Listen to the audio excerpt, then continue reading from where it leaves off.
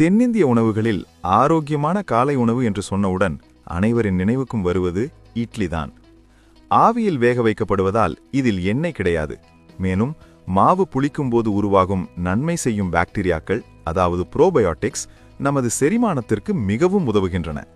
வெறும் அரிசி, உளுந்து மட்டுமல்லாமல் பல சத்தான பொருட்களை சேர்த்து இட்லியை நாம் இன்னும் ஆரோக்கியமாக மாற்றலாம். அப்படிப்பட்ட 10 வகையான ஆரோக்கியமான இட்லிகள் மற்றும் அவற்றின் நன்மைகள் பற்றி இப்போது பார்ப்போம். சாதாரண இட்லி, அதாவது அரிசி, உளுந்து, செரிமானத்திற்கு எளிதானது. புளித்த மாவினால் கிடைக்கும் புரோபயோட்டிக்ஸின் நன்மை. ரவை இட்லி உடனடி ஆற்றல் தரும், மாவு புளிக்க வைக்க தேவையில்லை. ஓட்ஸ் இட்லி அதிக கரையும் நார்ச்சத்து கொண்டது, இதய ஆரோக்கியத்திற்கு மிகவும் நல்லது.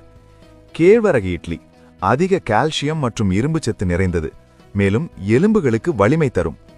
கம்பு இட்லி இரும்புச்சத்து மற்றும் நார்ச்சத்து